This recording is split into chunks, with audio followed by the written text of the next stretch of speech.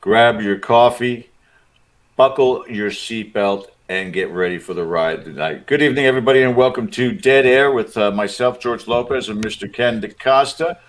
Ken, how you doing tonight, sir? I'm doing very well. I'm actually mad as hell, and I'm not going to take it anymore. But we'll get to that in a minute. Yeah. Well, we all we're doing fine up here. It's September, and it's right around the corner. Everybody's favorite season, so it's starting to get to the point here. As I turn my phone down, it's starting to get to the point here where you can go outside now without melting like a flippin' snowman here. So it's good. How nice for you.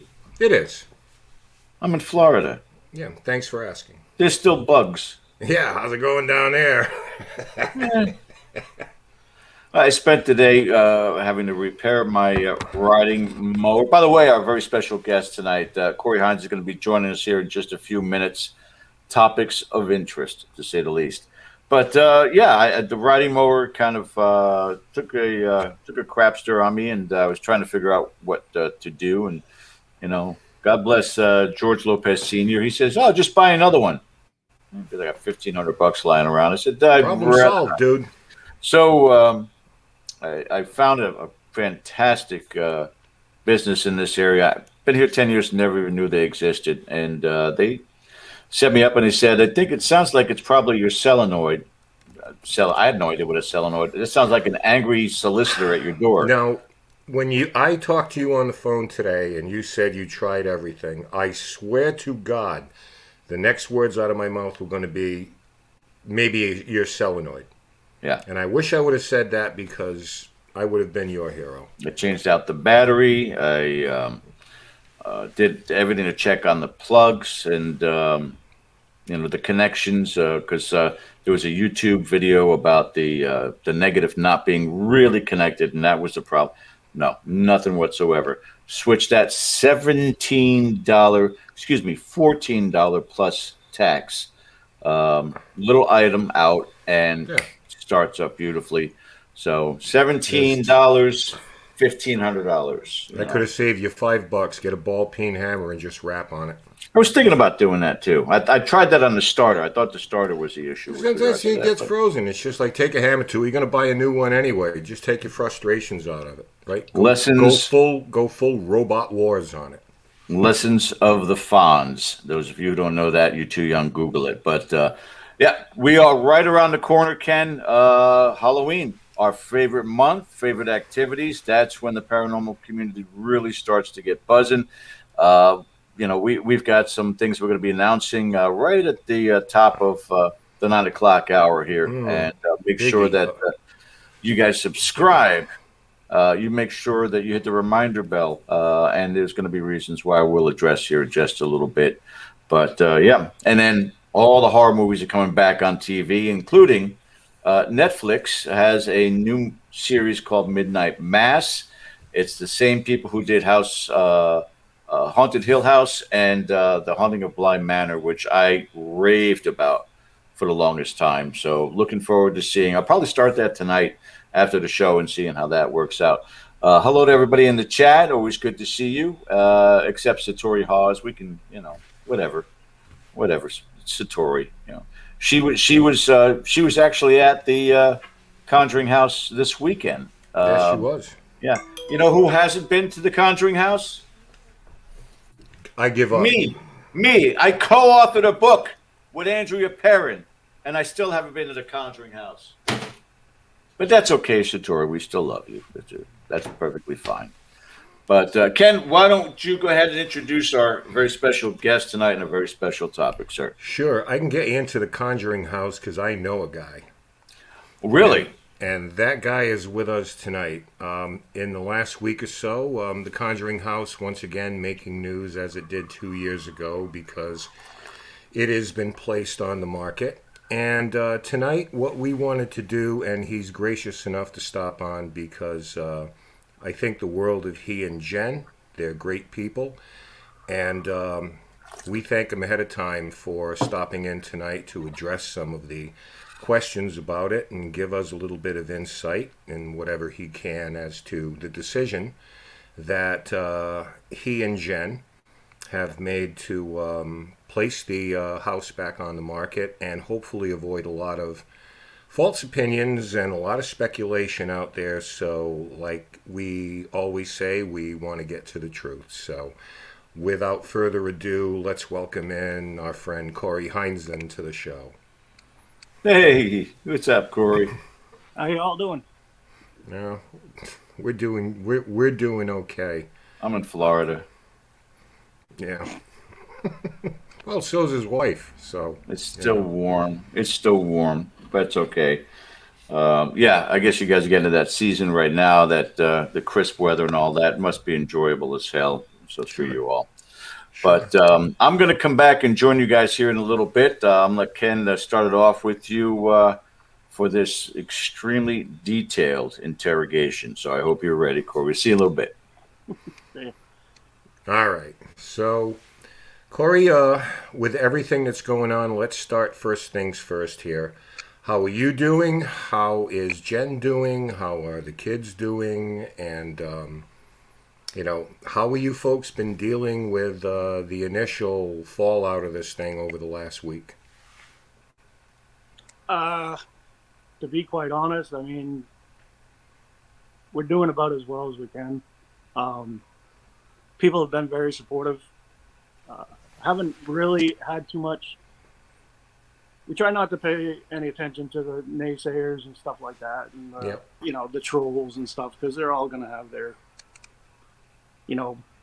piece to say about it, and flipping houses and stuff. And it's like, if you really, really think that we're flipping a house, it doesn't take 2 years and 3 months to flip a house. It doesn't take that long to put up with the stuff that we've had to put up with. And I certainly wouldn't do this just to see the look on my daughter's face. It just makes no sense. So we try not to pay attention to it. And, if they got questions, I've always been the person that you can, hey, go ahead, ask me a question. I don't give a rat's butt what you think you're entitled to. I'll tell you how it is. You think you can run a bet? We're not business people. That's what it comes down to. Plain and simple. We're not business people. We're paranormal investigators. We had the total. What we wanted to do with this place was open it up on the weekends, and then the supply, the demand couldn't meet the supply, and it just started running and running and running. Mm-hmm. And I mean, God bless the people that came and helped us out, but we just couldn't keep up with it. Yeah, And no, I mean, those kind of things can get overwhelming. It's like, now I know that you and Jen did a Facebook Live thing on your Facebook page, Farm on Round Top Road. And we were talking about this before the show, and people who, I guess, have this stance that this was, all part of some master real estate plan by two real estate geniuses who knew all along that this is what they wanted to do. And like I told you before, on that Facebook feed, you brought Madison on, your daughter, and Madison is what, 17, 18 years old now, Cory? 21. 21, okay, so I undersold her. Thank you, Tell her she looks great. But here's a young lady who got very emotional. So why, as part of your master plan, would you do anything to trigger that kind of emotion in your child? Because I don't care if she's 21, she's still your kid. She'll always be your kid. But a lot of people, I'm happy to say, very supportive, and they understand that things just happen, and in the long run, my question is, how does it affect your life? Not you per se, but the people out there who want to comment on this. Is it affecting your life in any way other than you're showing some empathy and compassion for a couple of people who, I mean, let's face it, it's the type of home that gets a lot of attention. You knew that coming in, and you got a lot of attention, on the sale. You guys were in demand everywhere. Everybody wanted to talk to you. So on the flip side of it, I mean, you're going to see a lot of that same type of thing. Now, you have said that this was a very difficult decision, and I don't expect you to come on and tell us every little detail because, frankly, some of it, the conversations between you and Jen or your kids, are your business, and they're not for public consumption. But can I ask you, at the end of this, what was that thing, as much as you can tell us, that you just had to say, you know what? The best thing for us to do at this point is just maybe we need to move on from this. I mean, it was a number of things, but I mean, it was really my health. My health has been really been put to the wayside on this. Just rescheduling appointments and stuff, and them trying to test me for certain things that have been a concern. And I'll be quite honest with you. I've been so sick and tired of people commenting on certain things that like have been showing, like, and a lot of people that know me personally know what I'm talking about, but Yep. people commenting on it and stuff, and it's really getting to the point where it's taking a toll, like, on me mentally, that it's kind of a shame. Like, I'm shameful of it that it's happening. And you know, when COVID hit, my testing got basically thrown out of loop. Now I had to start all over again. Right, And sure. jumping back and forth up to the VA, it's an absolute nightmare. And obviously I can't just switch it down to another VA clinic because then I just start all over again. People Yeah. don't understand how these things work. But it's a health issue. And besides that, I mean, like I said earlier, the business portion of it, I'll be the first one to tell you, we're not business people. We're investigators. We opened it for investigators with investigators in mind. You know, make it something that's affordable, something people can enjoy, something people can come in without being like just shoved in like sheep and say, hey, give me all your money. You know, oh, there's room down in the basement. You can sleep down in the basement. You can do that. No, screw that. We ran it the way we wanted to run it, and it went great. And everybody that I don't think we ever had a complaint. And I mean, all the names on the wall. I mean, you know, everybody that's ever come through here were like family to us. Mm-hmm. The last thing we ever wanted to do was like hurt any of our family that we made and our friends along the way. And you know, that's the hardest thing is, you know, feeling like we're letting them down, but we're trying our best. Looking through all these, and then believe me, they're coming out of the woodwork. All these people that, you know, want to, you know, own this house, and it's like we've been turning down offers, and we have no problem turning down offers. I mean, it is what it is. But if we don't feel that they're right for the house, they're not right for the house. That's a no-brainer. If we have to suck it up and it doesn't sell, then it doesn't sell, and we'll just continue doing what we're doing and see what happens. So I think that it's probably important to note that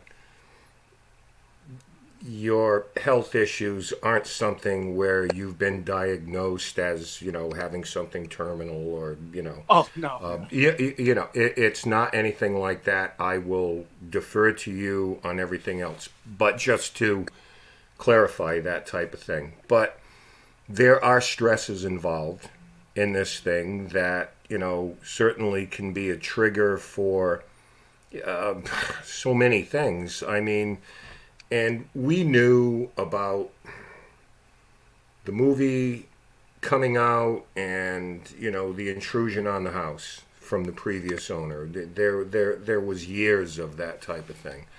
And even though, and this is the thing I think that bothers me personally, and we're going to get into a lot of things, but what bothers me is that something that the previous owners never did, you extended access to the home.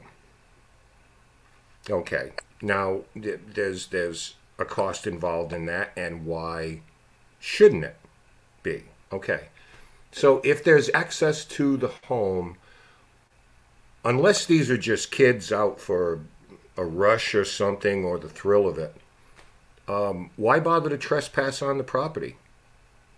I mean, you have access to come in if you want to see it that bad. And I always thought by allowing that kind of access, you might eliminate some of those things, but it really hasn't eliminated all of it, has it? No, unfortunately not. Not even with the day tours. I mean, I thought for sure with the day tours, I was like, the people that aren't paranormal investigators, maybe the day tours will just suppress that urge. And I mean, I don't. The world today, just of these self-entitled turd burglars. Sorry, that's what they are. I can't I can't fathom. We pulled up the other day and the gate's closed.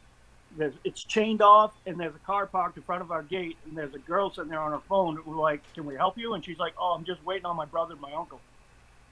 Well, where are they? Oh, they're on the property. In the middle of the day, and it's like, are you kidding me? What makes you think this is okay? Oh, they just wanted to see the house. Really? So doesn't like a million other people, but they go about it the right way. And it's those people we were like, look, you're going to ruin it for everybody else. They don't care. And it came down to we were going to actually start posting pictures of them up there, but our lawyer said no. We were going to start posting pictures of the dumbasses of the week and put it on our Facebook page and say, these are the people that are going to ruin it for you. So if you see them out in the streets, smack them, because you're not going to have access to this anymore. So well, we'd be happy to post them here. We don't have a problem with that. we have no legal ramifications. One of the other things, Cory, and I want to get into this too, because I think it's important that I want to say this to you. And I want to say this before we bring George on. Everybody I know, including myself. Now, at one point I bought a business, and the business failed. And even though I knew that running a business would be pretty intense, and I think I was only, I was 34 years old or something like that. And I can do this. I knew the business inside and out. And despite that, I still undershot the runway on it. Everybody that I know, with all the best of intention, has done something that they didn't prepare for, because there's a lot of things. It's like parenthood. You can read all the books in the world, but it doesn't prepare you for those type of things. And in your case, what it sounds like is that with all good intention, and we can do this because we're investigators, we know what that's like. Sometimes things just snowball, and it's happened to all of us, where things just get a little bit too big, a little bit out of control. And I know you folks are very welcoming, and maybe you're the type of people, maybe you have a hard time saying no, and you want to make people happy, and you come in here to Rhode Island, you own this house, you want to reach out to the community, you want to be part of the community, you want to do all the right things, but sometimes it just swallows you up whole. Is that fair to say that this whole thing kind of turned to the point where it just got overwhelming? And that's what you mean by, I feel kind of bad saying it, but I just want to let you know you don't have to, because there's nobody I know that hasn't had something like that happen where, like I said, with good intentions, things they spiral out of control. They get too big. They get to the point where they swallow you up. No, I agree with that. We tried our best. That's all I can say. And if I will admit, we were taken advantage of quite a few times. We tried to look past it, but it just happened time and time again. And I don't know. Where you represent something, when you represent a business like this, it's so unnatural for me, because I'm always the person that's like, I will call somebody out on something. I will tell them what I think in person.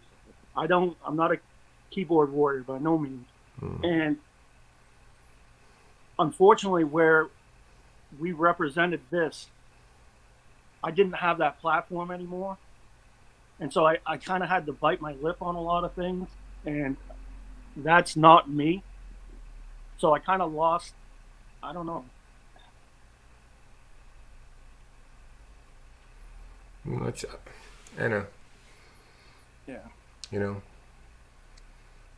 know. You take a second if you want, Cory. I know that like all of this is still very new. I mean, we're only looking at a week into this, and there's still a lot that you're probably processing right now. I just wanted to, if I could bring George in. I know he has a question. There's something he wanted to ask. So, George, come on in, please. Cory, did Bathsheba make you do this? Oh, I'm just, Jesus no. Christ. Jesus Christ. Now you go sit in the corner and think about what you've done, George. But getting back to that, Cory, everybody's entitled to their opinion, and we're just having a little bit of fun here. But everybody is entitled to their opinion, as you are and everybody else is. But I think what crosses the line is when people start getting into speculation without knowing anything. And responses I've seen, spending time on social media and doing a couple of posts. 99% of the people are just kind of like wishing you the best. D. Haywood, for example, wishing you the best. It's just like, whatever makes you happy, whether it's here or half a continent away. The people that know you just want to see you happy and whatever feels right to you, because you've got a life to lead and there's so much of it ahead. But when people start to speculate on things is the thing that bothers me more than anything. And maybe it's just people's cynicism. Like you said, there are entitled people out there who just feel that somehow or another they're a part of this. And a lot of it maybe has to do with the notoriety of the house. They've seen the movies, read the books, whatever the case may be. So they feel that there's a certain entitlement to it, like it's a national monument or something. Like, park the car and go look at the Grand Canyon or something like that. And never stopping to even think that, this doesn't belong to us. It's somebody else's property. And, geez, they're living here right now. Does it even occur to us that somebody could drive in right now? Or somebody's home looking out the window? Or maybe there's a kid in there alone? And whatever I don't care if it's 1 o'clock in the afternoon. But when people have that kind of sense of entitlement, and when people speculate on these things, those are the kind of things that, even in my position as nobody that has anything really to do with your situation, it aggravates me because I continue to see that in the paranormal. Where if people don't know, they don't ask, they immediately turn to their cynical side and say, there's got to be a bigger reason behind this. Like, everybody's got an angle. Well, maybe you're projecting that. Maybe you're the type of person who's got an angle on everything, but it doesn't mean the rest of the world has some kind of master scheme and plan or something like that. Well, very true. I don't know. I've seen quite a few characters in my life, especially since owning this place. And it's tough. It is, but I think that's what happens, Cory. When you have, because if you're like me, I like to hang out at the house. I'm not a social butterfly. Like I used to be back then. And a lot of times when the public comes in and there's this rush of people, you get to see the good and the bad where normally you just be, by yourself, with the family, with the wife, doing whatever makes you happy. But sometimes you got to bite down hard. And I would assume that the vast majority of people who come in have been very respectful and very nice and appreciative and of the opportunity they have. But, like I say, occasionally you get those folks that just, they kind of spoil your overall view of the good of the good of people sometimes. And I would just say at this point, and I think you've got the right approach, it's just kind of like you got to shake them off like fleas. So, all joking aside, George, well, Well, and the funny part, for the most part, people understand our sense of humor on this show. Corey, you understand it. We've had fun in the past when we've done the tour, and I mean, can't when you can't be serious when you have John Huntington there in a full on onesie. Whatever the hell that was. Yeah. But and it's the whole thing about this field is that so many people take it serious. And when I made that joke, one person, that's in bad taste. What you did is in bad taste. Let me tell you what's in bad taste. And I'm sorry if I'm going to go on off on a little bit of a tangent here, but it's this aspect of this field that really doesn't care about the people who provide these locations and these opportunities. When is enough enough? You have opened up your life literally to the world over the last 2 years, you and Jen and your entire family, so much so that your family is somewhat fragmented geographically and has been for quite some time. Your entire family is not there. At the Conjuring House, they're in different states, really. But the problem of it is that you've had team after team after team. You've had Ghost Adventures there. You've had Kindred Spirits there. Nick Croft was there. You've had everybody possible, and we've got some other upcoming events that are happening there too. Your gift to this field, and it's not enough. Good way of putting it. It's not enough. It has been. You have gifted everybody, George. I commend you for that. It just, again, we talk about some of the places, Ken. You mentioned it today, Curse City, which is a place I've been privileged to go to over the last 14, 15 years. And brought many people there to experience incredible paranormal phenomena that goes on there.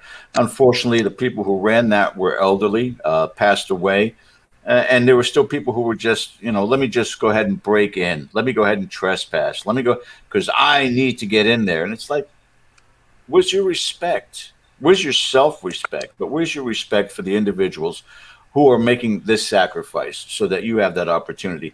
Team upon team. Let me ask you, Corey, since the purchase of the house, how many people, not how many teams, how many people would you guesstimate have been through those rooms in the Conjuring House?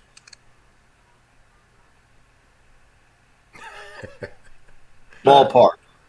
Ballpark? Yeah. 6,000, 7,000. I was going to say hundreds. That's like, there you go. In Oh, wow. 2 years. 2 years' time. Oh, wow. 2 years' 6,000.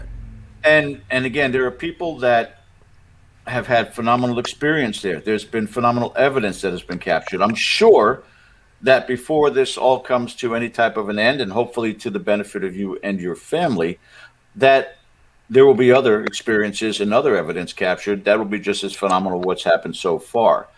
It just seems like, and I was telling this to Ken on the phone earlier today, it seems like what this field, and not all of us, and God bless so many of you in there that have been so supportive in the chat. And again, I recognize so many of the names that are in there. They're with us every week, and they've just been tremendous in supporting Corey, just like everybody else in this field and the people that we have on. You've all been so supportive.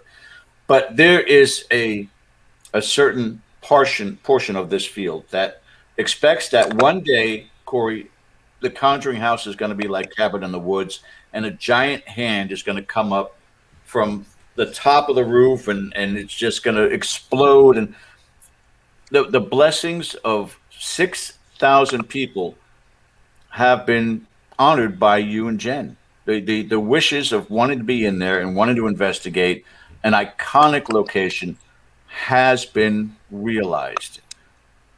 And yet it doesn't seem to be enough. And whatever, people in the chat talking about Zach Bacon maybe buying it, this person buying, whomever it may be, it's not going to be as open and free and friendly as what you just had with the Heinzen family for the last 2 years. And I want to jump on quick before you guys continue. Whomever, might have said that's in bad taste. We couldn't agree more. Corey knew we were going to do something like that. But for all those people out there, and I'm not saying they're here in chat, but they're in social media saying those exact same things. Oh, they've been driven out of the house. So that little bit we did, that tasteless joke, please don't take it to heart if you're here. We agree. But that's for those people out there who've decided to create their own story because it just sounds better. They drew up more spirits, and all yeah. the spirits scared them out. So that little shot that George did, that's for you. Yes. So, it's so from what I understand, Cory, for the remainder of the time that you're there, you will now be allowing blood sacrifices. Is that correct? Yeah, that's what I read. Sure, why not? Sky's the limit. Tremendous to it.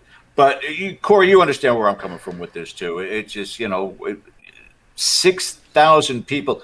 I can't even fathom 6 people coming through my house in a year, much less 6,000 people over the last 2 years. That is a tremendous. It's an accomplishment. I'll be honest with you. It is an accomplishment. That's also a guess, though. Remember that. Say again? I said that was a guess. Remember. Yeah. Oh, sure. It could be more ballpark though, but still, I mean, you got to consider. And the film crews who have been in there, and the celebrities who have been in there, and like I said, it's not ending tomorrow for sure. But it has to be. It's a double-edged blade for you as a property owner in the paranormal community to have such a warm support team, that those people that are making wonderful comments that are in the chat here tonight, and yet others that are on social media that are just bastardizing this decision for the safety and health of you and your family. It's got to kind of be a bittersweet scenario for you right now. No, it really is. I mean, the people that want to comment and stuff like that, I mean, like you guys were saying earlier, like our family's been scattered to the winds for the past 2 years. We were supposed to move into this together, and unfortunately, Kyler had an experience here, and he tapped out within the first month, and I couldn't hold it against him. I knew exactly what he saw, so I'm not going to be that kind of parent like, oh, you got to suck it up, because we're all in this together. And that's why we did what we did for the past 2 years till he graduated. And, until somebody has to go without being like a family unit like we have, they can kiss my ass. Sorry. Go for it. Yeah, but, I went without my family for 3 years being deployed. So having to do it for 2 years, and I'm stateside, like, seriously, I don't have to explain myself to anybody, Yeah. Well, I'll tell you, I want to share a little story here. And you guys know I've been to the house years ago. And a comment was made that, the woman who lived there before never had anything happen. And, well, I'll tell you what, 2010, we went to that house. We were granted permission to go to the house. Now, why were we as a paranormal investigation team? It would stand to reason that something was going on, or else we wouldn't have been invited or welcomed into the house. In that time, and let me make this clear, there was no book or no series of books that existed on this house. There was no movie when we went in. They didn't exist. We had no knowledge of anything that went on there except an episode of Ghost Hunters was filmed there. A couple of years before we went in. That's right. And I remember hearing on that particular episode that this is a place that the Warrens went into. I didn't know anything about the Warrens. I live in Rhode Island. I live 40 minutes away from you. I never heard about the Warrens. I never heard about the Perrins. I never heard about anything. Those things didn't exist. We went in there in the span of an afternoon and recorded some remarkable things. I mean, remarkable things. So the idea that somebody says that, well, nothing ever happened there before, wrong. Mm-hmm. Wrong. Because we interviewed this woman. And listen, despite, and I know there's a lot of controversy at the end of her ownership and a lot of acrimony with, whatever the case may be, I'm still grateful to this day for her to allowing us to come in. But this was long before any of this stuff happened. Okay, and yet we still recorded something and documented something remarkable there. So for somebody to say, hey, nothing ever happened there before anyway, it's like, no, wrong. Listen to the sound of my voice. It happened to us. And there was none of this that took place before there. Because that was a comment I read too, that it's like, well, there are people that I know and trust and have respect for that have been allowed to come into your house to film, to document, or just to do an investigation. One of them is in our chat room tonight, one of the most skeptical people I know, Christopher Rondina, a very accomplished author, and he went on an event at your house, and I said, well, is it quiet? He said, actually not. Actually, it wasn't. Yeah, I saw some weird shit in that house that night, So let's put that to rest immediately. That nothing. Now, granted, the family lived there before. I'm sure demons weren't dragging them across the floor. That is the parents' experience. I am not saying that it ever repeated itself, because sometimes these things, Cory, you lived there. I've heard that sometimes they're subtle, sometimes they're a little more in your face, whatever the case may be. But it's inaccurate to say, nothing ever happens there anyway. Yeah. So I just wanted to throw that out there for those people who think it's like, it's all a bunch of shit anyway. It's like, no, I'm here to tell you it's not. There may be no demon, but okay, it's not, because I've been there. Okay, I just wanted to unburden that from me a little Breathe. bit. But Breathe. I'm sorry, but if you're looking for an unbiased, no, I'm not coming from that direction tonight, and I'm not apologizing for it. So harumph, I don't care. Harumph.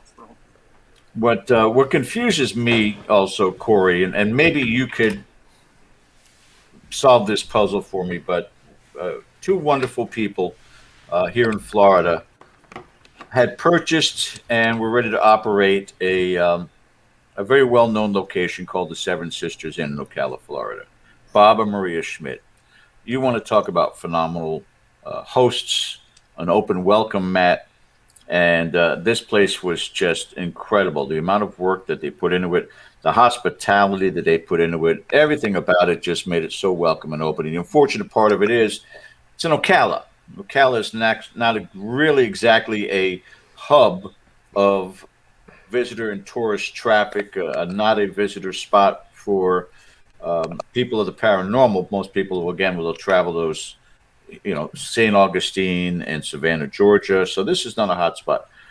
They eventually, as much as they tried to hold on to this place, they eventually had to sell it. And I mean, they had to sell it piece by piece. The ornate designs in each room, the Egyptian room, the French room, the English room, had to be sold by piece and removed, and eventually was rebought by the law firm next door.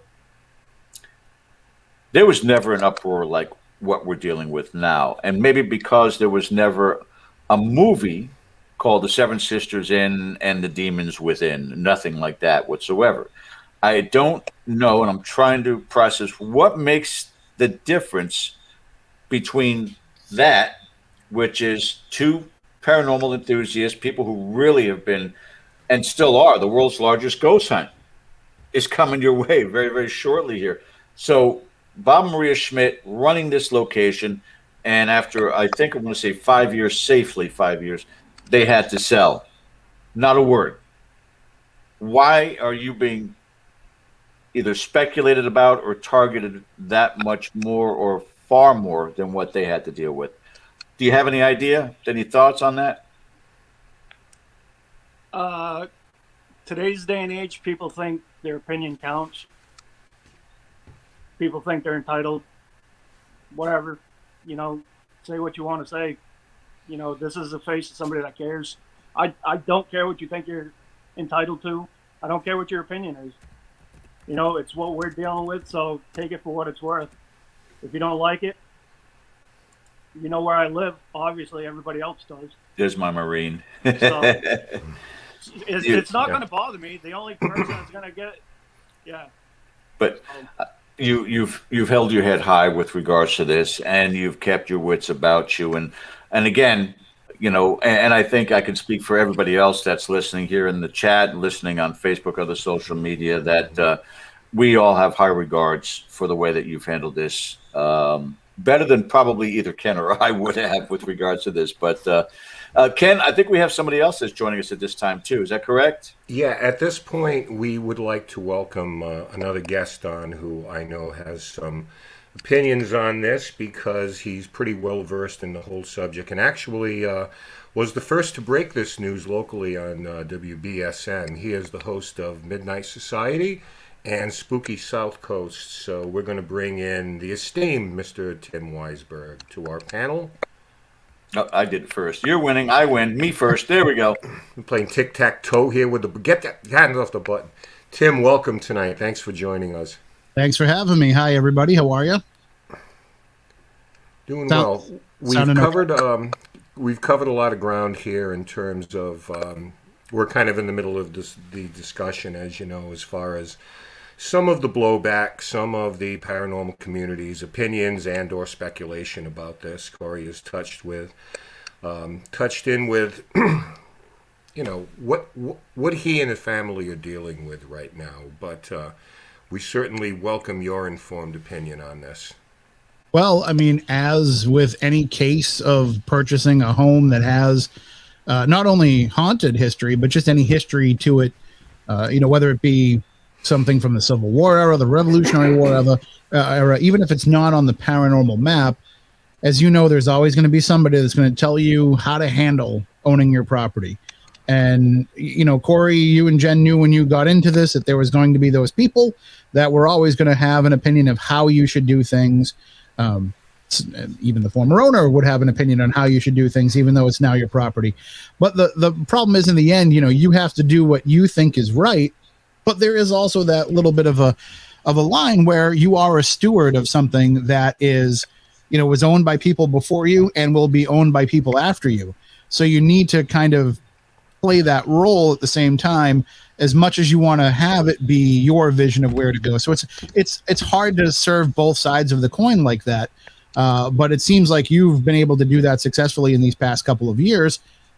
And that's only really going to infuriate people even more.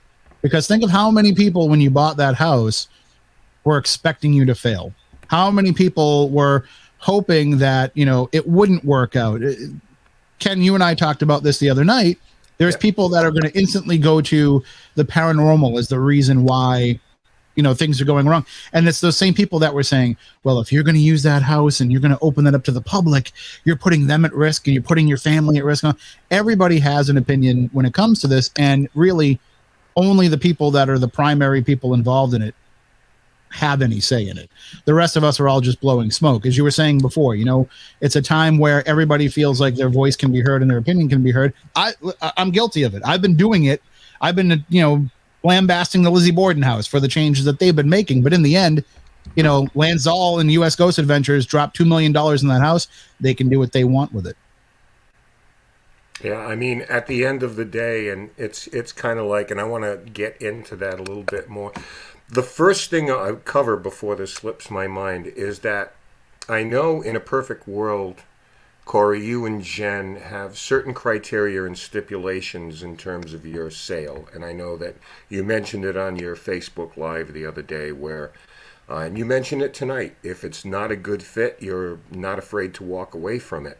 But exactly what, exactly what is it that you're looking for in terms of events that have already been scheduled or the type of person or what the plans are to the house? Ideally, what is it that you want if you do walk away from this? Jen and I have talked about it extensively. Obviously fulfilling our bookings because we're booked all the way to the end of 2022, and we want to see that seen through with whoever the new owner is. But quite honestly, if it's going to be more Jen than me. I'll be quite honest with you, because I'm not a people person. I can't read people the way she does, and she can tell if somebody's going to be a fit for this house. And she's already said she's already put her foot down with some people. Somebody that Tim just mentioned. I won't say who it was, but Jen's already put her foot down on that one. So, you know, we're not afraid to say no to people wanting to come in that already own certain locations and stuff like that, thinking that they know what they're doing. It's fulfilling what we've already started and hopefully just continuing it. Like, we don't want them to, the whole purpose of what we did here was to make it inexpensive. And, you know, how many places can you go at 6 p.m. till 8 a.m. for $125? You know, you don't have to look for a hotel. You're not getting kicked out at 2 o'clock in the morning when the activity is starting and stuff like that. You know, we came with the investigator solely in mind, not from a business standpoint. And I think that what did hurt us, but we had the best intention. You know, that's what we wanted. And, you know, it might change, you know, but as far as what we have for our bookings, that's what we want.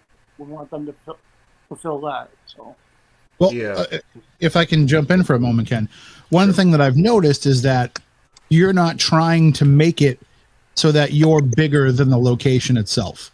And that happens and can happen with certain people. So, you know, just as an example, people have thrown around the name Zach Bagans because who has $1 million to spend on a paranormal property? Very few people, but he's one of them. So, you know, that name gets thrown around, but that's one of those places where the personality is going to become bigger than the location, and it's not a good recipe for success. If people are going to a place just because they want to meet Zach, you know, like that's why people are going to the haunted museum, because they think he might be there when they're there, and then they're disappointed that he's not. So when the person becomes bigger than the location, you know, not only is it doing the location a disservice, but man, that's going to just be far more, you know, it's going to just wear down the people that own it even more. Because now on top of trying to run this place, now you've also got to be a public personality. And one thing I've noticed about you guys is, you know, I don't see you in everybody's video and everybody's photo. I don't see you guys hashtagging everybody else's stuff. Like, you're there if somebody's like, hey, take a photo with me. But generally, you're letting the people come in and have the investigation that they want to have. And that's not the way that a lot of these locations are being run. I mean, that's what it's all. It's the location. It's not us. When people ask for pictures with us and stuff, I'm like, okay, like most certainly. But I mean, I don't know why. Well, because it's friendship. It's not fame. It's friendship. That's why they want to do it. Oh, you were on Ghost Adventure. I'm like, yeah, but I was just that guy on Ghost Adventure. So it wasn't really. It wasn't that exciting. Trust me. But yeah. Well, let me ask you, Cory. Now, obviously, you've thought this through, and you have to know that if there are certain criteria, one of which is you would like to see the new owner honor any agreement, whether contractually or handshake, whatever it is, for some of these events, and that are going to hold court there. Is there any concern that you could be eliminating, you know, a large part of the population out there that might be interested, having a tough time with the throat tonight, might be interested in an 8-acre piece of property out in the country somewhere, who has the wherewithal and the means to buy the property? So how do you feel about that? Are you just pretty much resolved to the idea that, no, this is what we want, this is what we're looking for, and we're going to dig in on that? Is it, now if I'm are you talking in regards to the price? No, not the price at all, but the conditions to which you will sell the house for someone. I assume that something like that would be written into the purchase and sale agreement. It's like, hey, we agree to this, but you have to honor these events until the end of 2022 or whatever the case may be. What I'm saying is, obviously, you might eliminate some doctor or lawyer or CEO that has the wherewithal to buy the house. Like, hey, I'm ready to move on it right now, but I don't want that type of thing. So, have you pretty much resolved yourself to the idea that at least in the short term, that you're going to dig in on that and say, well, you're not for this house? That's really tough to say. We want to keep it in the paranormal field. Okay. First and foremost, but at That's the fair. same time, it's like I can't see anybody living in here. I honestly can't. It's not because the energy in this house just takes its toll on you. Anybody that spent an extended amount of time in here, bar none, you have to take time off from being in this house. And if you don't, it's going to affect you. And I just don't see anybody wanting to move in here. I don't want to say we would turn somebody away that wants this as a retirement home, because to be honest with you, the preservation of this house is very, very, very important. But it's the paranormal field has been providing the money to preserve this location. Now if there's like a rich doctor that ends up walking in, and I don't know, that's definitely a hard decision me and Jen would have to talk about. Mm-hmm. And if that would mean, hey, Mr. Doctor, if you will honor this until the end of the year, maybe me and Jen will stay on as the housekeepers for the next, to take care of the teams coming in. And then once that's done, then it's yours. Well, I think part of this, though, also, Cory, is that I think it's time for the paranormal field to honor you and to honor Jen. If that circumstance were to come about, that just somebody of considerable wealth decides that this is a place that they want to retire. They love the outdoors. They love this type of isolation, what they want to do there. And they don't want to be involved with the paranormal whatsoever. Anybody and everybody that is looking forward to getting in there, they've been on this waiting list, so to speak, to get in there, needs to really kind of understand, again, this is a piece of private property. This is not a historic location such as the Lizzie Borden House, a historic location such as Rolling Hills Asylum, where it's just 100%, we're going to get in there, we're going to investigate, we're going to do whatever we want to do. This is something that is a personal decision for the welfare of you and your wife and your kids, and people have to respect and honor that. Look, if you said tomorrow we're closing it up and we're moving on, and I never had a chance to get into the Conjuring House, it's a missed opportunity. It's not going to ruin my world. It's not, because you know what? There's so many other locations out there undiscovered that have incredible activity. So many other locations that are probably, and Ken just had an experience at a Masonic temple, that are underrated for the type of activity that you can experience. So again, I think there's too much focus on the panorama of this location with regards to its Hollywood connection with movies and TV shows and the whole nine yards. And maybe people want to be connected to that, because by being connected to that, they're connected to this franchise, and not realizing that they're minimizing you and your family and the reason why you have these concerns and to move on. I don't, Ken doesn't, Tim doesn't, and so many others in the paranormal really understand and appreciate the decisions that you're making here, and I just applaud you for that. Thank you. I wanted to, if we're going to go in that direction, I think this is an outstanding group of people to talk about that, because obviously Cory is living it, and I know Tim has written some things and talked about it. We just touched on it the other day. In an appearance I made, Tim was gracious enough to invite me on Spooky South Coast, and we just kind of talked about this a little bit.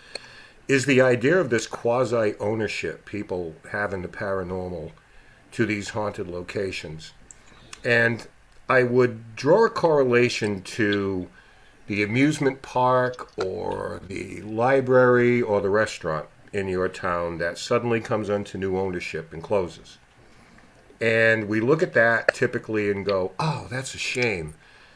And then we immediately turn to nostalgia. You know, I had my first date there, or my parents used to take me there, or in Lincoln Park, we used to go watch the wrestling matches there. Tim knows what I'm talking about there. But that's pretty much it, and we come to an acceptance that, okay, we move on. It is what it is now. But it seems in the paranormal field, and this happens quite a bit, where it could be a theater, a library, a museum, someone's home, whatever the case may be, things change.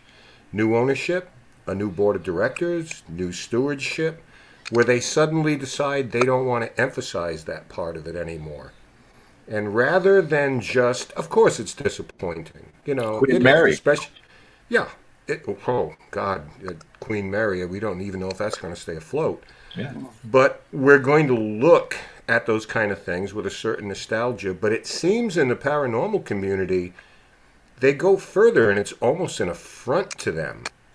Personally, you know, they internalize this thing as like, how dare you not allow us access into this? And I think that from my perspective, I've never gotten that crazy over it. We investigated a Newport mansion, Belcourt Castle, which was owned by Harley Tinney for an entire year.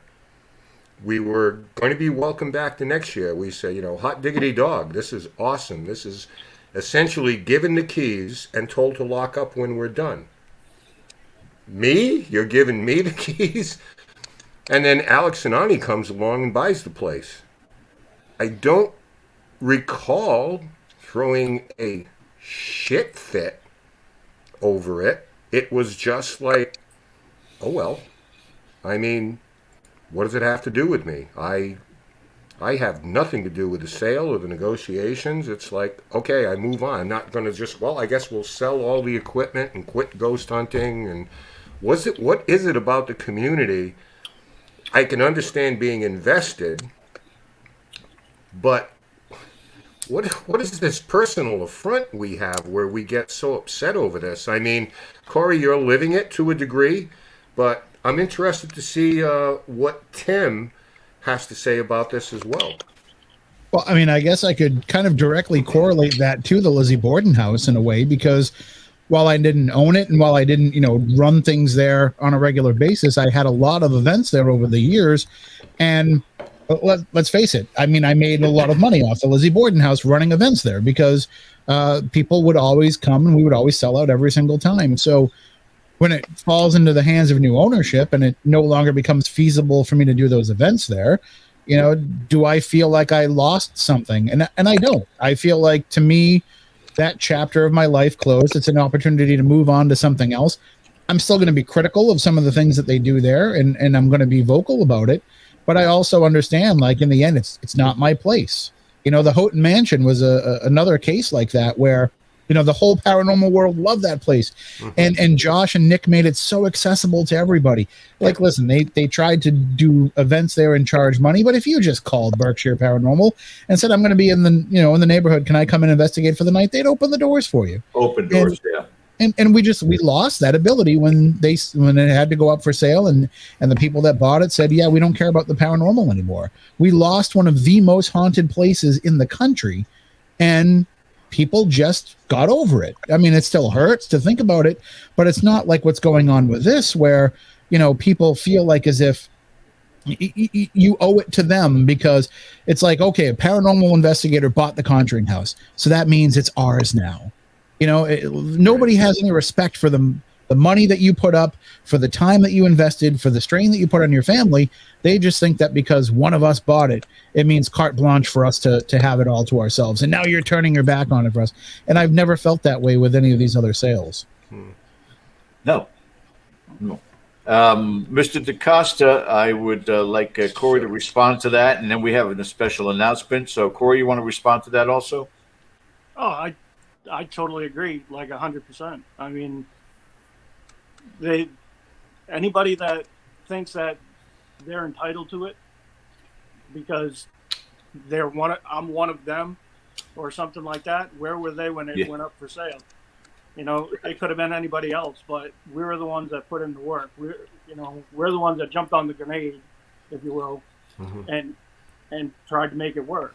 And nobody else wanted to do that. They wanted to sit on the outside and I won't say reap the benefits, because they're not really reaping the benefits, but, let somebody else do all the work, and then they just come and investigate when it sees fit. So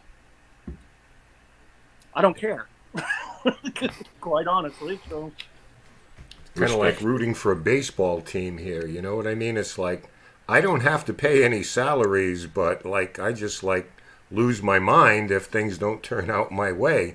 That's the difference a great is analogy. there'll always be a baseball team there next year and the year after.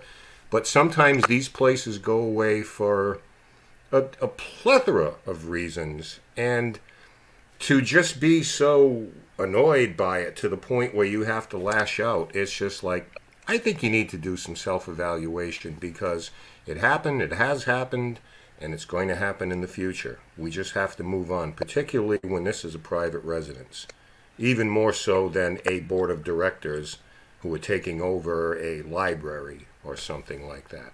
Yeah, I mean, Joe Robbie was the owner, and then Wayne Heising, and then another owner. No matter what, the Dolphins still sucked.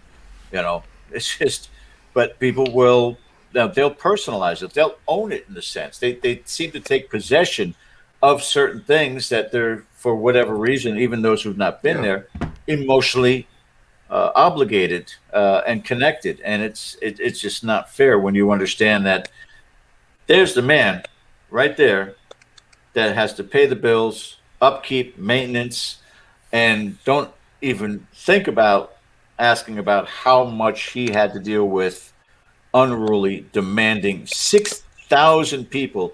Just think of percentage of that, even if it's 10, 20% of that, of people who come in there and figure they can do whatever they want. And they can, as we were joking earlier, have a blood sacrifice, or, let's break this out or break that out. And we're going to provoke, and then we're going to had to deal with that. Cody and Satori were there Saturday, and you know what they're like.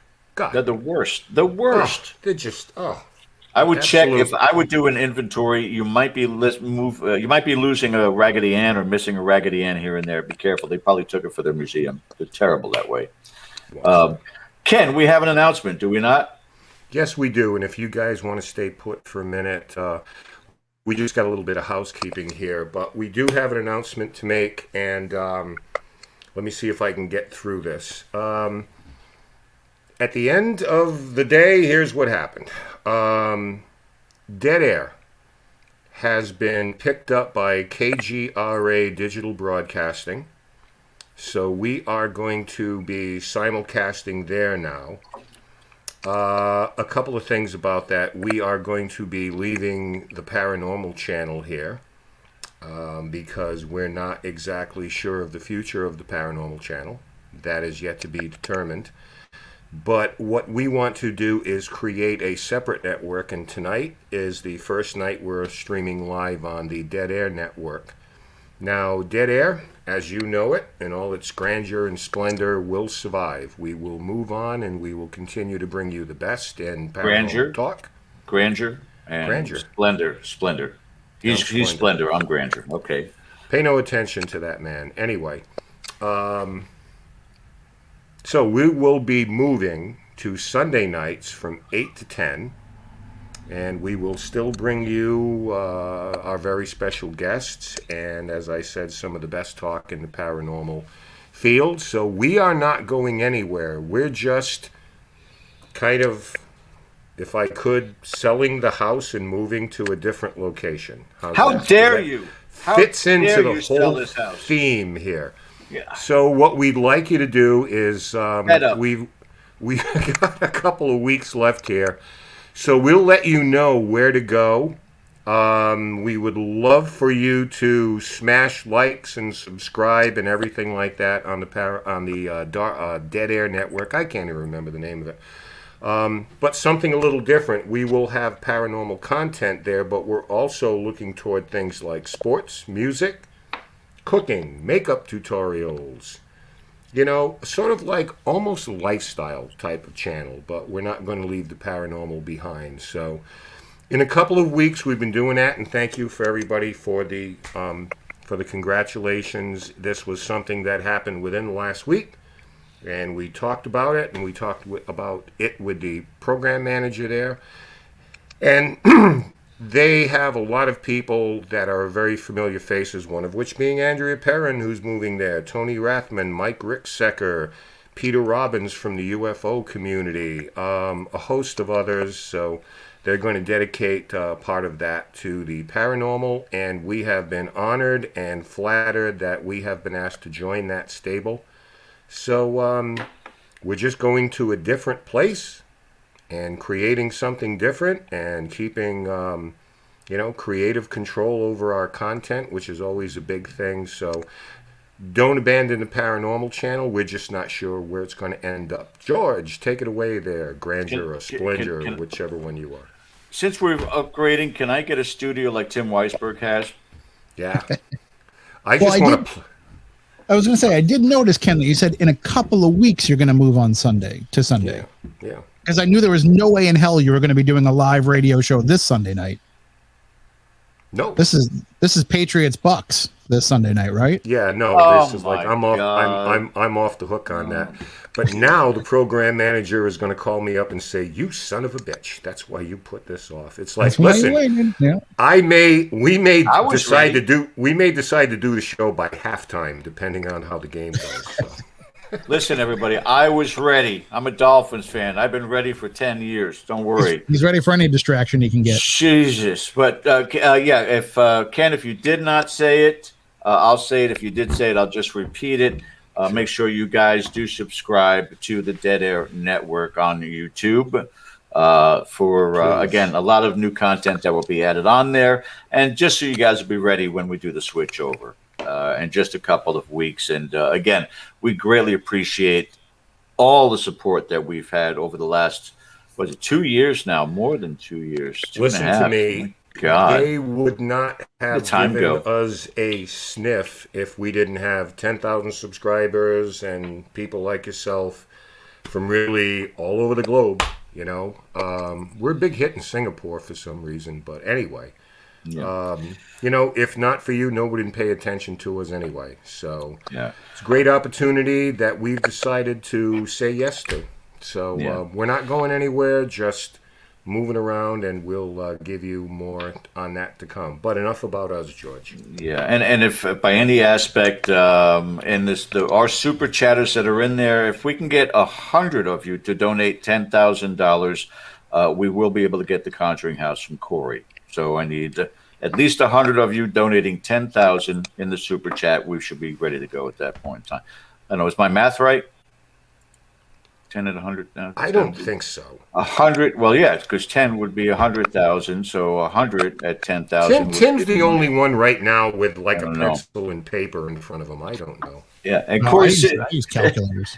Cory's sitting there going, "I wouldn't sell it to you, son of a bitch." I don't know. I understand, Cory. I would, but you might be on that list of people that they don't want to sell to.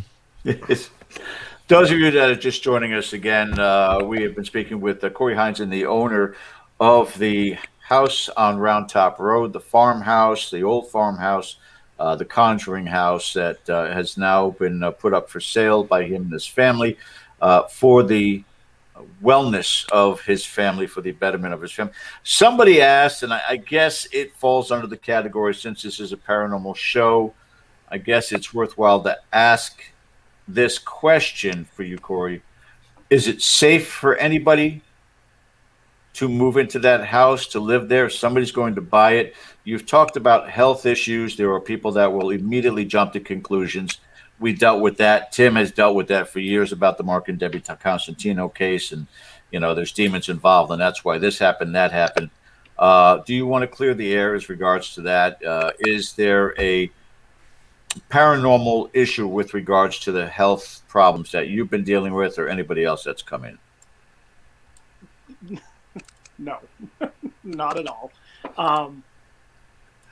My condition was pre-existing. Nothing in this house was like what the parents dealt with. what happened with Debbie and Mark Constantino, it was a horrible thing. Nothing like that here. As far as the family moving in here, ooh, you could do it. Do not get me wrong. It's a beautiful, beautiful location. Where are your reservations? My reservations are people. The ghosts won't bother you. They'll be there. They're always there. The people will bother you. And you got to be more scared of the people than you have to be of ghosts. And that's call a spade a spade. I mean, that's what it is. I mean, especially younger kids, like, good thing, my kids were older, so I really never had to worry about something like that. Plus, they were never really down here. But somebody with younger kids or something like that, this location isn't somewhere that should be resided in my personal opinion. I mean, that's just me. But it's not to do anything with the energy here and stuff like that. You can feel a little bit after a while, but it's nothing that just going out grounding yourself, walking away for a day or something, coming back recharged, you're perfectly fine. But it's nothing that's going to cause like a DeFeo incident or something like that.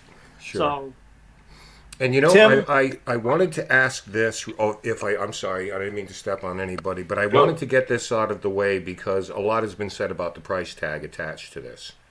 So I think it's important to let folks know that are like, why are you crazy? $1 million?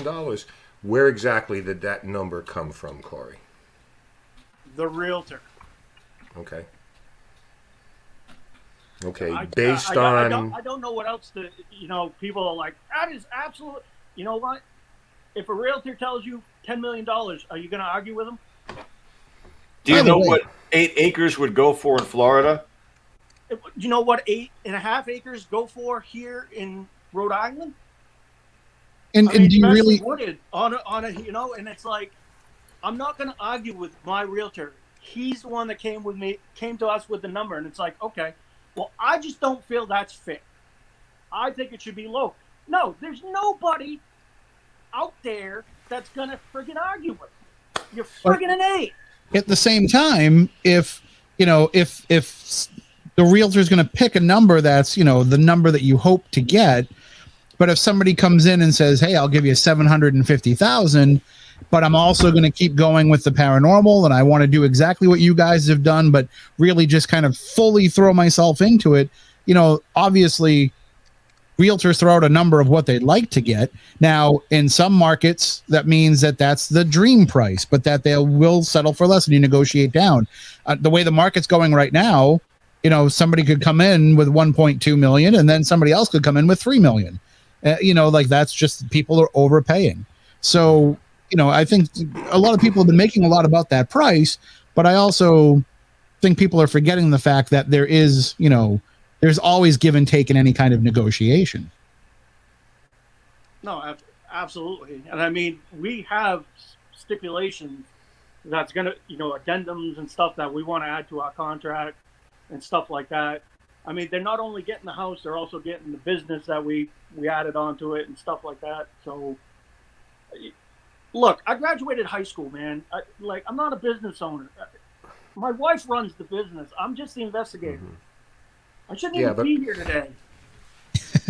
But I think that's part of what they are looking at. When they affixed this price to it, they looked at it like 8 acres of land, country, Rhode Island, a business. Mm-hmm. I mean, they don't, to them, it's a business. Whether it's paranormal or you've got an auto body shop there, it's like a business. You get the business as well. And I think in the release, if I'm mistaken, correct me, they mentioned something about, the movie and Bathsheba, and I guess that's the angle they're going for, or the selling points on this thing. But it's not like, I don't think you guys made a release and typed it out, now I want you to put this in your packet exactly the way. No, this all comes from a realtor who obviously, listen, they're going to get a percentage. It's like, if I can get 1.2 million, It's like, I'm going to walk out of there with some change too. I mean, at the end of the day, it's a real estate deal. Places in Newport are going for $3 million. And I'll tell you something else, and I mentioned this on Spooky South Coast the other day, is I'm aware of a piece of property that was sold, and the woman who sold it, it was multi-million dollar, but the stipulation she put in a purchase and sales agreement was she would like to have the house for 1 week out of the year because it was in her family for a long time, and she just wanted it for that week so she could have like her annual family reunion, which they had every year. And it was perfectly okay. Now, I'm sure that there was something on the other end that says, hey, you have to indemnify us. Somebody trips and falls and we're not there and you have charge of the house, so you break something, you got to make good for it, right? And that's fine. If I had something like that and I could get the house of my dreams, it's like, hell, I'd go to Florida for a week. It's all yours. Just sign here. Don't break anything. So those kind of things in P&Ss, they happen all the time. There's nothing unique about that at all. Yeah. That's what we're hoping for. So. Yeah. Okay. You do your best as a means to that end. Yes. There is a couple of people have mentioned this throughout the night in the chat, and I want to thank all you guys. Fantastic responses in there, great support also. But as far, I mean, what's done is done. But hindsight being 2020, some people are saying, why not rent it out, have a caretaker, make it a commercial property, and then you guys can live off-site with your family, and this is just something that becomes commercialized. My guess is it's a zoning issue, is it not? It's not a zoning issue, to be quite honest with you. We've thought about it. We've actually had two caretakers. We've had two caretakers here that lived here. We lost both of them had to leave because of one knew he was getting in over his head, and the other one, he was being severely affected by it. But they never left the house. So, I'm kind of going back on what I said earlier about the house affecting people and stuff like that. But with one, I felt he had pre-existing attachment, and we worried about him quite a bit, and it just started snowballing to the point where it was like, now it's affecting his health, and we were worried we were going to show up one day and he might be hanging, and I didn't want to see that happening. And if that means I had to just put my foot down and say, hey, you need to leave, I'm sorry, and we've been best friends for 10 years. I didn't want to see that happen to him. So it's not as easy as people think it is, and no matter what, it's always on the back of your mind. You're always worried about what's going on because we own this. We have a mortgage on it. If something happens here, we're responsible, no matter what. And that's why we've never gone with Airbnb. We've never done like the rental property and stuff like that. We've always been on site whenever teams are investigating, because if something happens, we are there. We can explain it, insurance, this, that, and the other. It's just, yeah. I mean, well, it's, and I like to get Tim's take on this too. It can't be the easiest place. And I know people say, I would, in a heartbeat, I would buy it, I would live there, and all the rest of it. But it's not for everybody, just probably because of the history of the place, because I'm sure that has a psychological effect on people. Because there's such a background and such a history. And when you look at the movies, of course, there's dramatic license taken, which is crazy. Hardly, the Perrin story, more the Warren story, and even that sensationalized. But it's not for everybody to just be able to be in a place where you have this preconceived idea of what this is all about, and being able to separate the space, a roof, a floor, walls. It's a house, it's a space.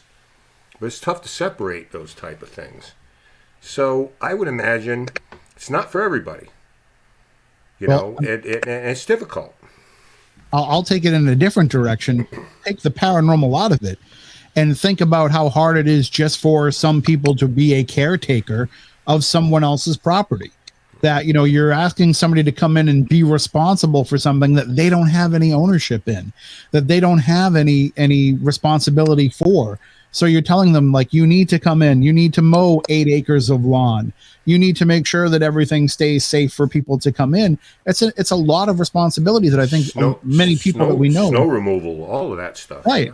There's people in the paranormal world that would jump at that chance because they look at that as like, yes, I can live in the Conjuring House and stay there and have the chance to investigate and all that, but they're not thinking about the responsibility that comes with that. So it's very hard to find somebody that you can, as you said, Cory, with somebody who was a friend of yours for a decade. You need that level of trust to be able to have somebody come in there and do it. You can't just put an ad in the paper and say, looking for, a caretaker for a haunted property. I mean, or even for a place where people are coming on a regular basis to visit.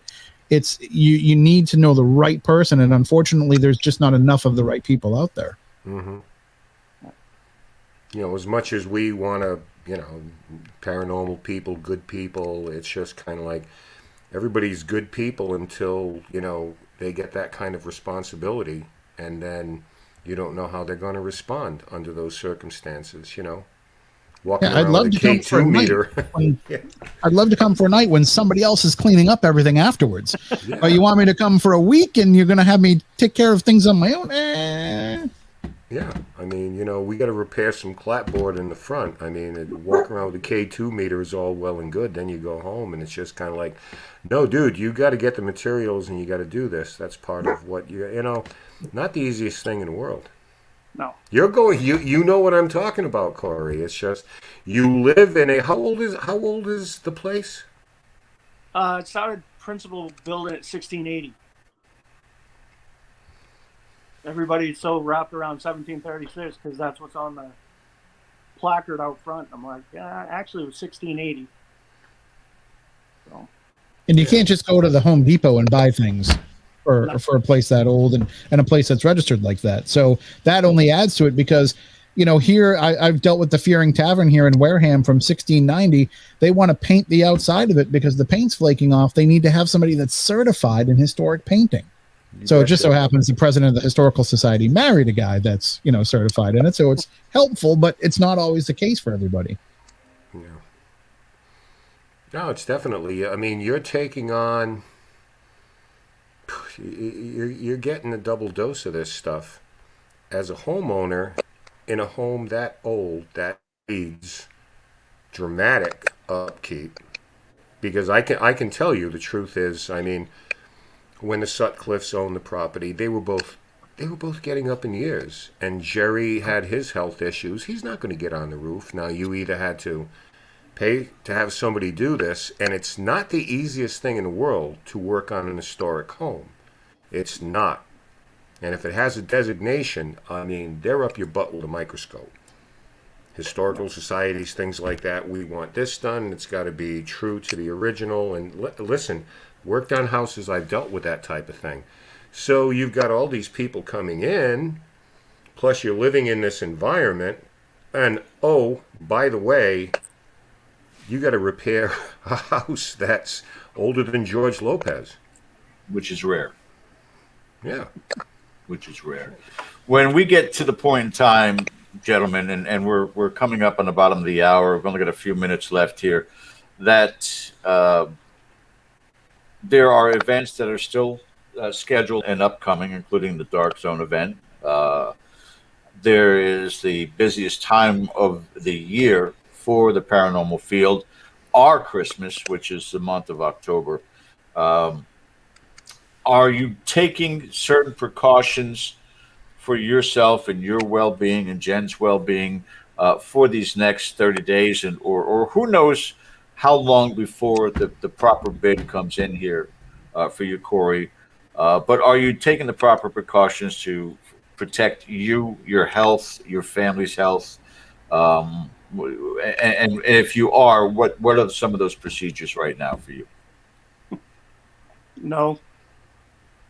There are no precautions. In a word. Honestly, since this has gone on we're in it for the long haul. I mean, I just don't dare to leave it. To what end, my friend? I mean, that's the thing. To what end? You know, there's. Is there any way that we could just lock Ken inside the building for the next 6 months, and you guys go on vacation? Okay, if you're going to go there, then I'm going to do my Homer. iPods. I don't think they're going to be concerned with Ken. No. Okay, then I'm going to do my Homer Simpson. I like stories.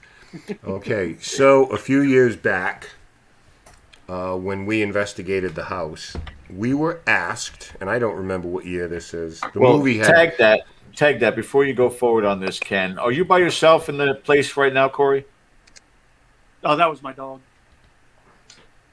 Oh, was that jumped up? Because that thing in the left corner over there, I saw a reflection. Over your right shoulder, there was a reflection in that. Is that a window? Yes. All right, something moved past there. You guys tagged that at 9:27. Go back and look at it after the show. Okay. Ken, I'm sorry to interrupt, but I just noticed not a problem. You may have saved Cory's life there. After the movie came out, it was hell on earth at the place. Yes. We were asked, meaning my group, Rise Up, to go to the farmhouse on Halloween night. Don't remember what year. What year did the darn movie come out? Was it 2013 or was it 2016? Anyway, at the peak of the nonsense that was going on there, we were asked, hey, would you guys come on Halloween night and stand outside and guard the property? So, for whatever reason, it's like, yeah, sure, that sounds like fun. So, there 4 or 5 of us went out on the property, patrolled it, and stayed there all night until the sun came up the following day. Not one car slowed down, not one person showed up. Absolutely nothing happened. So I guess the moral of that story is that when you say, Halloween's coming and having somebody, it's like, dude, I just wanted to let you know I've been there and actually done that. It was a long, tedious, boring night, and but we had some libations with us that kind of made the time pass a little bit better. Well, I can say this, Cory. Number one, on behalf of Ken, we both thank you for your candor tonight, your openness, your trust with joining us tonight and talking about these things. I know it's tough. Ken knows it's tough. Tim knows it's tough. And I think many of the people who joined us tonight, they expressed those same regards inside of chat. We're not done by no means. Again, there's a lot of events coming up. Ken will be seeing you pretty soon here at the end of the month. I won't be. Even though we're going to do this again. Yep. I wrote a book. We're going to do this again. With Andrea Perrin, and I've still never been to the farmhouse. Chances are I'll never get to the farmhouse, but Ken will be there, as well as a lot of our other friends that are going to be joining for this Dark Zone event. We wish you the best of health for you and for your family, and we're just a phone call away if you need anything from any of us, And Tim, if you want to give out your phone number on air, please go ahead and do so. Except for the mowing of the 8 acres or the shoveling of the driveway. No, not down with that. George fixed his mower. We're done. That's coming up. That's problem solved. I should be there in about 12 years at that speed. But go real Florida and drive the mower on the interstate up 95 all the way. It's right. I should be there by August. Don't worry about it. You can at least get through 5 southern states where they won't blink an eye at that. Maybe until you get to Baltimore. Make sure you guys get over and subscribe on the Dead Air Network. And, of course, I've been putting it up all night long. Following everything that's going on with regards to the Conjuring House, you can go once again to theconjuringhouse.com. You go to the old farmhouse, the old farm on Round Top Road. Why would I say it was farmhouse? The old farm on Round Top Road. Mr. Weisberg, please give everybody your information for your show. You can listen to me weeknights on Midnight Society at midnight.fm and Saturday nights at spookysouthcoast.com. When we go to this, KGR, I need a mic like his. He sounds so much better than I do. It's all in the mixer. My mic is the cheapest mic you can get. It's all in the mixer. What's a mixer? Oh, I'll send you photos of this. It lights up. It's real pretty. Looks like paranormal equipment. I'll make you one out of wood. I'm looking for a project. Okay, looking forward to it. Thank you so much again, Cory. Thanks, Cory. Stay in touch, and we will hopefully we will get back with you very, very soon, my friend. Thank you, guys. Thank you. All right, Take Cory, care. thanks so much. All right, and Tim, we'll see you again soon. Hopefully, Always good to see you have man. a good October time frame, and yeah, is it Tim Weisberg we're supposed to harass about getting Dan Aykroyd on the Dead Air Network? Is that who Yeah, it is? because I understand that those guys are like this. Yeah, they go to lunch. I understand. As Yeah. soon as I can get him on my show, I'll suggest he goes on yours. Oh, that's fine. That'd be great. Thank you, Tim, so much for joining us tonight, my friend. Thanks for having me. Take All care. right, Tim. Good night. All right. There we go, guys. All right. Thank you so much again for joining us. We will have a show again next week, and then we will be moving over to the Dead Air Network, which is a YouTube channel that you should and could subscribe to right now. Just type in Dead Air Network and hit that subscribe button. You'll see some of the content from the past on there already. And then please do, because we're essentially we're kind of starting from scratch there in some ways. You know, even though I guess we can say we're going into syndication, which again we're flattered and happy, and we want to take you guys with us because we want to see the same names here. You guys have been gold to us. you are the fuel that gets us off the launch pad. Just remember that. Just remember that. You're the Share. solenoid and George's tractor. That's it. Check us out still on TikTok. A lot of good content that goes on there as well. But we're out of here. Thank you so much on behalf of Mr. Ken DaCosta. My name is George Lopez. Thank you again. Have a great night. We'll see you guys again real soon. Take care. Thank you. Bye.